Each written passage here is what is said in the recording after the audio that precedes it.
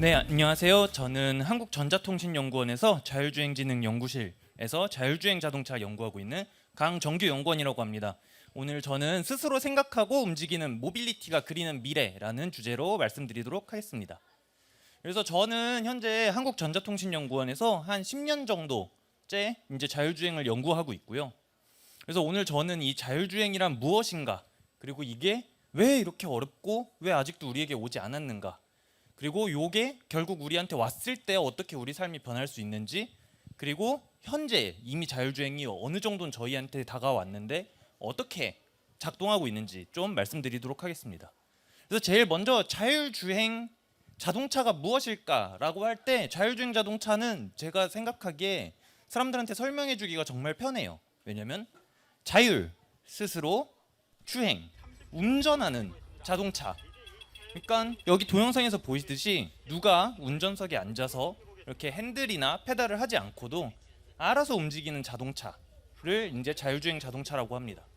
그래서 근데 우리가 이런 거를 왜 그렇게 만들어야 되나, 이런 걸 생각할 때 이 자율주행에도 다양한 단계가 있는데, 이제 보시다시피 이제 레벨 0에서부터 5까지. 근데 우리가 생각하는 스스로 운전하는 자동차는 보통 여기 레벨 3부터 시작을 해요. 근데 레벨 3에서는 차가 알아서 가지만 누군가 운전석에 꼭 앉아가지고 이상한 상황이 벌어졌을 때 운전을 해야 돼요. 근데 그러면은 무슨 뜻이냐면은 운전을 할 줄 아는 사람이 운전석에 앉아 있어야 된다, 요런 건데, 요 레벨 4와 레벨 5부터는 이 운전을 하는 사람이 운전석에 안 앉아 있어도 돼요. 이 무슨 뜻이냐면, 여러분들 혹시 여기 운전면허 있는 친구 있으신가요? 저기 있는 친구가 있네요. 그 재밌는 게, 저도 운전면허가 없거든요. 저도 운전을 할 줄 모르는데, 여기 레벨 4와 5부터는 운전면허가 없는 사람도 스스로 차를 탈 수 있는 그런 환경이 될 수 있다라는 부분에서 레벨 4와 5부터 완전히 다른 모습이 벌어질 거라는 걸 우리가 기대하고 있어요. 그래서 자율주행이 어떠한 기술들이 포함되나, 여기 운전할 줄 아는 친구가 있었는데 한번 생각을 해보시면 좋을 것 같아요. 운전을 할 때 어떠한 순서로 우리가 고민을 하나. 맨 처음에는 봐요. 주변을 봐야 돼.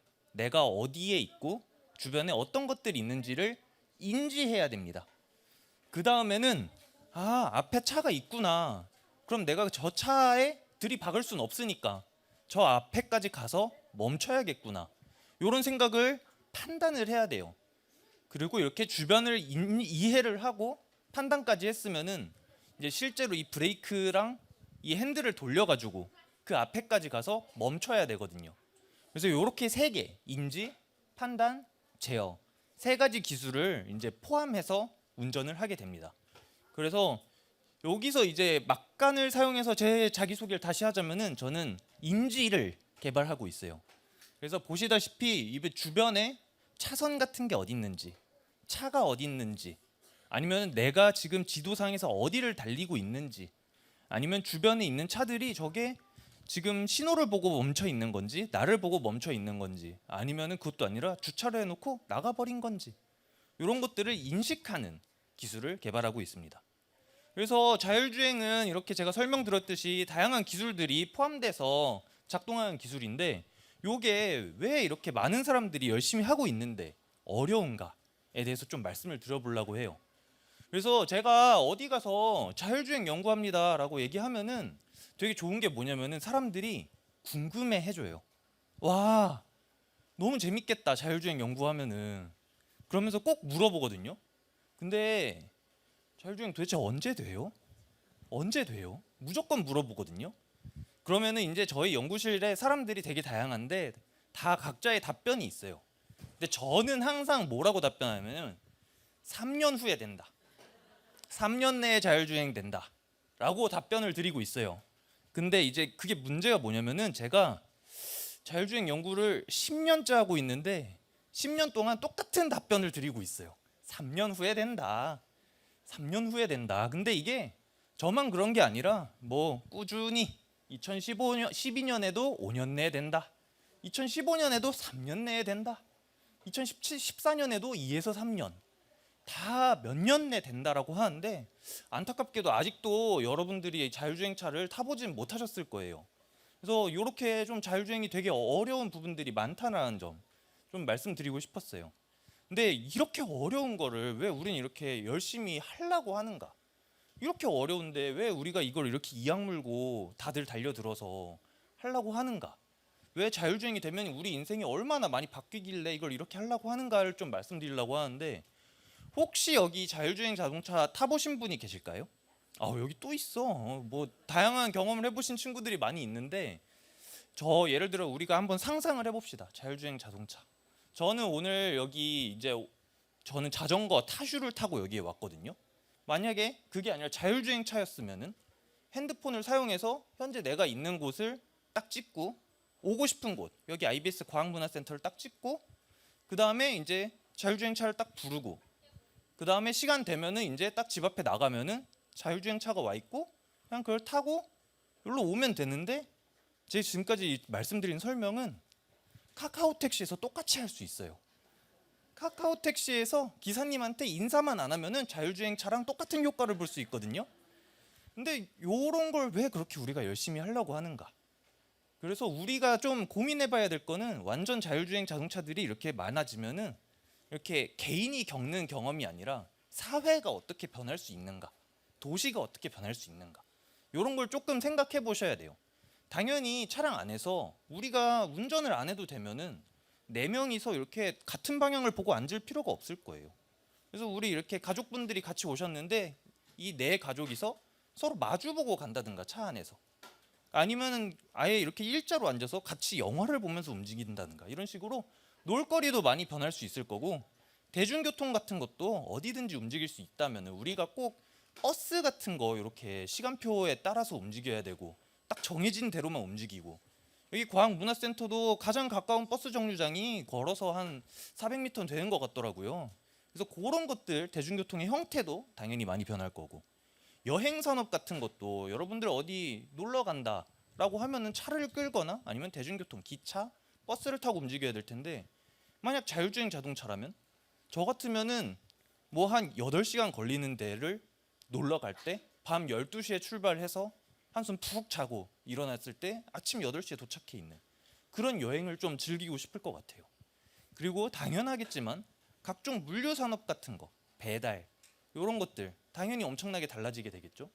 이런 것들은 사실은 당연히 달라지는 것들이고, 그 외에도 예를 들어 우리가 다 자율차가 보급화가 됐다면 우리가 차를 가져야 될까요? 가족당 차가 한 대씩 있어야 될까요? 어쩌면은 여기 있는 어린이 친구들도 그냥 아무 때나 타고 싶으면 탈 수 있으니까 그런 것들이 다 공용으로 사용될 수도 있을 거라고 생각을 하고요. 그러면 또 자율차들이 다 자율차라면, 세상 모든 자동차들이 주차 공간 같은 게 우리가 필요할까요? 필요하면 부르면 되고, 다 탔으면은 그 차는 또 딴 사람 태우러 가면 되고, 그럼 이제 건물의 주차 공간 같은 것들도 새롭게 활용할 수 있겠죠. 이렇게 주차 공간을 새롭게 활용할 수 있다면은 도시의 모습도 많이 달라질 거예요. 그 주차 공간에 좀 더 재밌는 것들을 넣을 수 있을 거고, 아니면은 좀 대중교통이 다녀야 되는 데를 또 새롭게 활용할 수 있겠죠. 그리고 마지막으로 차량의 디자인도 우리가 생각하는 거랑 많이 달라질 수 있을 거라고 생각을 해요. 지금은 이렇게 가족들이 다 같이 다니니까 4인 혹은 6인 정도의 차량이 보편적인데, 다들 자율주행 차를 탈 수 있다면 어쩌면 2인에서 3인 정도가 더 보편적일 수도 있는 거고, 그리고 이제 지금 차들은 다 이제 사람이 운전한다라는 생각으로 디자인이 돼서 나오는데, 그러다 보니까 차체가 되게 이렇게 SUV 같은 거 타면 높아지기도 하는데, 그런 거 필요 없이 그냥 누워서 타는 차량이라든가, 아니면 좀 더 바닥에 가까워서 누구나 이렇게 어린이 친구들도 아니면 좀 더 거동이 불편하신 분들도 편하게 탈 수 있는 그런 식으로 디자인도 많이 달라질 거라고 저희는 기대하고 있습니다. 근데 이런 것들 다 너무 미래 얘기 같잖아요. 근데 어떻게 보면 이미 우리 주변에 자율주행 기술들이 많이 적용돼 있어요. 보시면은 이런 거 많이 어디서 보셨을 거예요. 이렇게 뭐 음식 같은 거 배달해주고, 아니면은 저는 최근에 이렇게 애슐리 가니까 이렇게 뷔페에 다 먹은 접시들 놓는 자율주행 이런 서빙 로봇들 있더라고요. 그리고 저도 요즘 로봇 청소기 너무 잘 사용하고 있는데, 로봇 청소기도 어떻게 보면은 저희 자율주행 자동차와 아주 똑같은 원리로 작동하고 있답니다. 그래서 이런 식으로 이미 자율주행 기술이 우리 주변에 많이 다가와 있다라는 부분. 그리고 요건 또 저도 저희 팀 홍보를 해야 돼가지고 저희 팀 기술인데 요거 보시면은 저희 한국전자통신연구원에서 만든 오토비라는 차량입니다. 그래서 안에 보시면은 운전석이 없이 4명이 서로 마주보고 앉을 수 있게.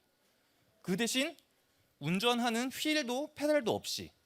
그러니까 저 안에는 그냥 사람만 타면은 움직일 수 있는 거예요. 그래서 이런 형태로 이런 셔틀, 자율주행 셔틀을 현재 한국전자통신연구원 오시면은 서비스로 항상 태워드리고 있고요. 그 다음에 한동안 여기 과학관에서도 서비스를 진행한 적이 있었고, 아마 이제 5월에 뭐 과학의 날 행사 이런 거 하면 엑스포에서도 또 전시되는 거 보실 수 있을 테니까, 물론 확정된 건 아니지만 그때 전시를 하게 되면은 오셔서 보시면 즐거울 것 같습니다. 그래서 그 옆에는 재밌는 영상일 수도 있는데 자율주행 차량들도 면허를 따야 돼요. 저도 면허가 없는데 자율주행 자동차는 면허가 있거든요. 그래서 면허를 따는 공간에서 면허를 따는 장면을 이렇게 촬영을 한 겁니다. 정말 운전을 잘할 수 있는지. 그래서 이런 식으로 다 면허를 따서 작동해야 되니까 자율주행 자동차라고 했을 때 너무 무서워하거나 그럴 필요는 없으실 것 같다라는 부분 좀 말씀드리고 싶네요. 그래서 스스로 생각하고 움직이는 자율주행 자동차, 우리의 삶을 바꿀 수 있는 기술이고 우리 개인의 삶뿐만 아니라 사회의 삶이 많이 변할 수 있는 기술이니까 다들 기대 많이 해주셨으면 좋겠고, 이미 가까이 와 있다라는 부분 이렇게 같이 고민해 주시면 될 것 같습니다. 그래서 제가 3년 만에 사이언스 슬램데이에서 이렇게 발표를 하게 됐는데 3년 동안 여러분들이 느끼시지는 못하겠지만 자율주행 자동차 기술이 많이 발전했거든요. 그래서 진짜 다음 3년에는 좀 더 재밌는 자율주행 자동차, 좀 더 여러분들에게 익숙한 자율주행 자동차가 있기를 기원하면서 오늘 발표 마무리하도록 하겠습니다.